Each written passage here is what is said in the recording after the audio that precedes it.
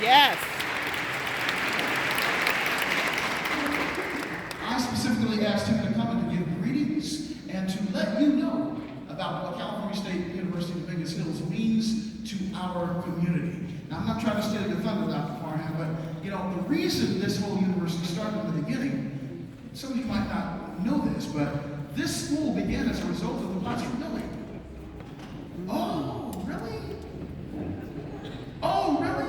Oh, really? Yeah. You make me think I'm losing my conducting skills.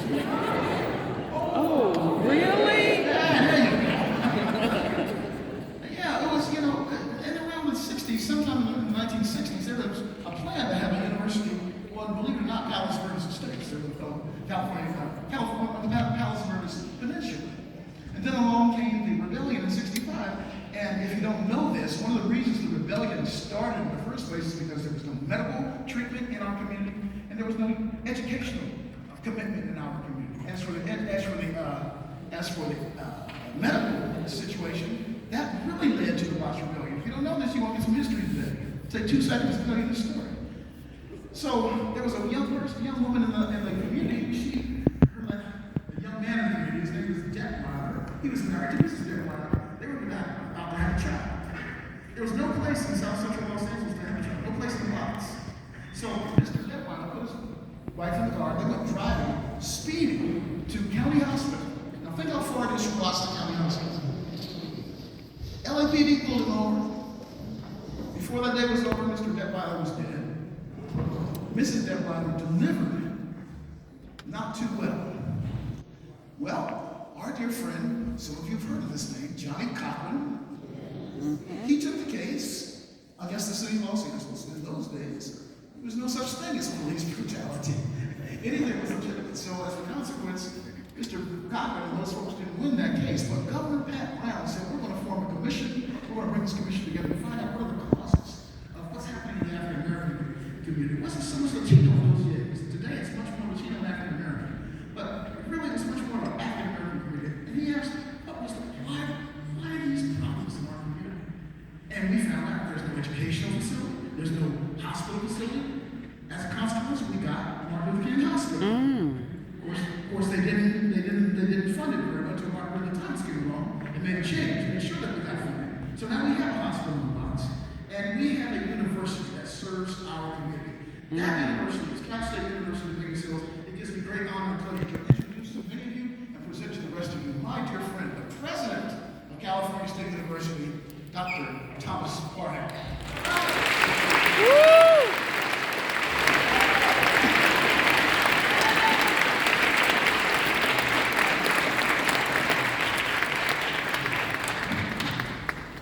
Let me say good evening. Good evening. I thought we were at an ICO event and they were gonna, I see what you work with. Let me try that again. Good evening. Good evening. We're in the people's house. First of all, giving honor to God, it is Amen. a blessing to be in St. Bridget's Church. Amen. Thank you for Yes. inviting me. Somebody need to say amen. Amen. I bring you greetings on behalf of the California State University Dominguez Hills. It is the people's house. And we are blessed with illustrious faculty like Professor Charles Dickerson. Woo! Yeah. See, the one thing presidents get to do is we have to be acute in understanding the ambiance and the narrative that go on. Because I thought I said we are blessed with esteemed faculty like Charles Dixon, and the applause was kind of, everybody. Woo! Yes! Woo! I don't want to be long, but I do want to tell you some things that are true. The vocal stylings of Harriet Tubman remind us that every great dream begins with a dream. And you have within you, they have within them, the strength, the patience, and the passion to reach for the stars and change the world. Somebody know what I'm talking about today. Yes. All right. See, what's fascinating to me on a Sunday afternoon, in the middle of South Central, Los Angeles. All right. When I relocated to Los Angeles, I ain't nothing but an LA homeboy. I know I had like lots of titles and degrees and awards and those kind of things, but I grew up right down the way. My mom and my dad split when I was 3 years old, born in New York. Relocated to South Central Los Angeles. My grandmother, my mother's mother, had a big compound right on 27th and Normandie. So between 27th and Normandie, and then relocated to the body on East LA and the Estrada courts, and then back to South Central, and then parts of the Crenshaw district and West LA and other places. I grew up all over this city. Went to Catholic school at St. Gregory's on the other side of town. Somebody knows St. Gregory's up in here, right? And then went to Daniel Murphy High School, right? Which no longer exists anymore, by the way. I'm sad to say. Left and then went to college, and the rest is history. By the way, any Jeopardy fans in the house? Just a few? Okay. If you ever get on Jeopardy, and they ask you who was the first African-American academic psychologist the University of Pennsylvania ever hired, in its 240-year history after it was founded by Ben Franklin in 1740, you are looking at him. Woo! All right. Now, I don't say that as an applause. I say that because if you want to know what comes out of South Central Los All right. Angeles, Yes. somebody know what I'm talking about. Yes, indeed. If you want to know what's sitting up at Dominguez Hills, your place. That's what we do. Now, I don't want to be long, but I do want to say to you that we are founded, as our conductor mentioned, in social justice roots. University was founded in 1960. First classes opened in 62, 63 in an old bank building. Everybody remember California Fair? Where was that? Yes. And they were deciding Cal State College, right? College verdicts. 65 comes along to watch rebellion. Absolutely true. Governor Brown comes down and meets with some of the city fathers, and they decided that they had to create a gateway and a door of opportunity for the residents of the urban core of South Central Los Angeles. So Dominguez Hills was relocated from Palos Verdes Estates into the Dominguez Ranch in the city of Carson. And we have been there ever since. We are founded out of social justice roots. Woo! So don't get it twisted when you hear about everybody talking about, aren't we glad because we only with the top 4 and 5 and 6 and 8 and 10% of our folk. I have refused to judge our worth by somehow deciding that we take more pride in eliminating those people we will admit than those that we do. That is not what we do with Dominguez Hills. All right. What we do is educate what is 91% students of color today. Yes. 91%. Woo! And I say the demographic because so many of our children go to school where they are excited about football and excited about basketball teams and excited about those things that create this ambiance and get literally cut off at the knees in institutions around the country. Because they don't have a cultural comfort zone. How many people know what it's like to be a saltwater fish trying to swim in a freshwater world? Right? All right. Talking about, right, how do you create a cultural comfort zone in the midst of what is profound sea of cultural sterility? Well, they don't have to worry about that at Dominguez Hills. Not with 91% students going. We have 68% Latinx kids. That is second most in the entire state of California. We got 12% African American folk, the largest percentage of black students of any public university in the entire state of California. So we are delighted to be connected to ICO. Yes. But as I close, I want to say this to you. As you think about where to send your kids, we're about 7%, just a little less Asian Pacific Islander students. About 5% Caucasian. We have a multicultural mecca of folk. And how do we learn to appreciate the cultural differences that are reflected in this magnificent orchestra right here? You come to places like Dominguez Hills. We are about to go through an election on Tuesday. Right? And everybody Right? But isn't it fascinating? Not how much politicians lie and distort records and forget. See, people think I forgot about 1 million lives that got lost during COVID when it was on your watch. People think I forgot about messing up the economy. People think I forgot about the damage that you did. Trying to steal elections and excite insurrections, etc. I ain't forgot a doggone thing. All right. And I can't, as a state official, endorse any candidates. But I can endorse principle over personality. I can endorse a cultural fit, somebody who's going to take care of what it is that we need to take care of, and somebody who values education. So if you want to know who values education, take a look at Dominguez Hills. If you want to know who went there, take a look at, who's the mayor of Los Angeles? Karen Bass? What about the mayor of Long Beach, Rex Richardson? How about the mayor of Carson?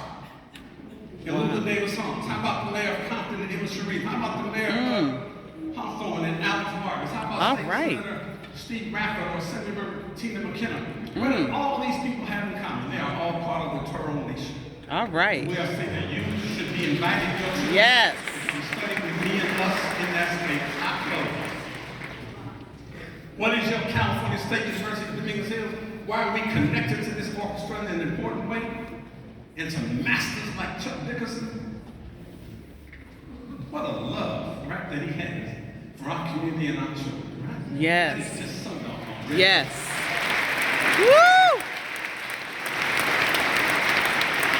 So next time your Channel 7 ABC News and NBC and CBS want you to nominate a person of the week, I still haven't heard Chuck Dickerson's name being up there, but Lord knows he changed a lot. That's right.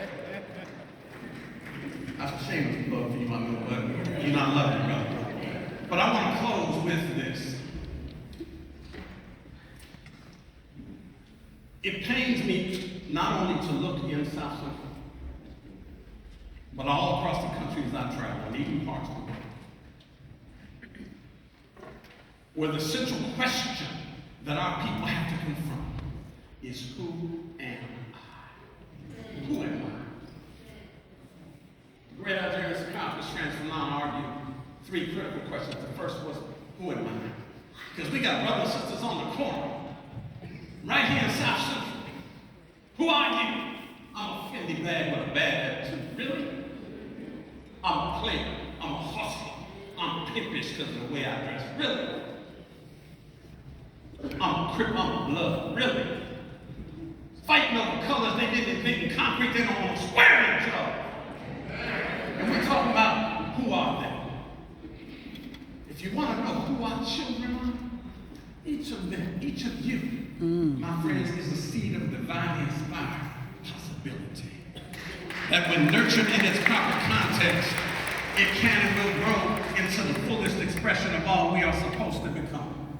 Your Cal State University of Dominguez Hills is the soil into which divine seeds of possibility like this are placed.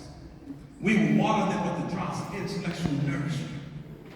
We will, right, give them some miracle growth, right? That value socialization that happens. We're going to take the tools and we're going to till the soil to sow the weeds of social distraction out of their life. And then we're going to give them just enough sunlight of affirmation, make them feel good and like they belong. Yes. Just enough shade of critique so when they get out of life, we're going to grab by the collar and say, straighten up. That's right. You got business to do. Yes, indeed.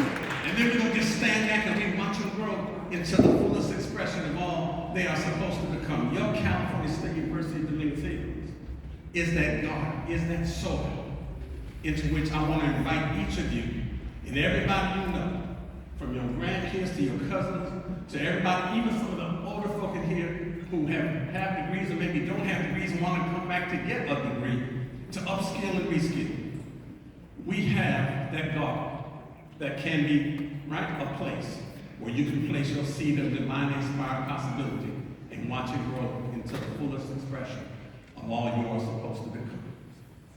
Fanon reminds us that each generation, my friends, out of relative obscurity, must reach out and seek to fulfill its legacy or betray it. What you see in the Inner City Youth Orchestra of Los Angeles is the fulfillment of a legacy that we are blessed to inherit by the Creator and the ancestors as they continue to watch out and guide us. God bless. Thank you for having me. Woo!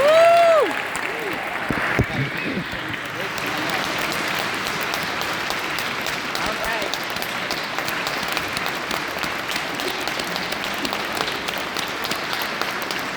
All right. Love it.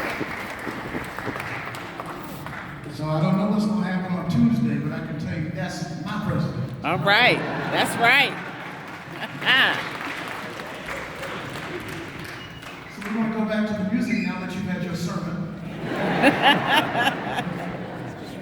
Thank you, Dr. Parham. See you on campus, man.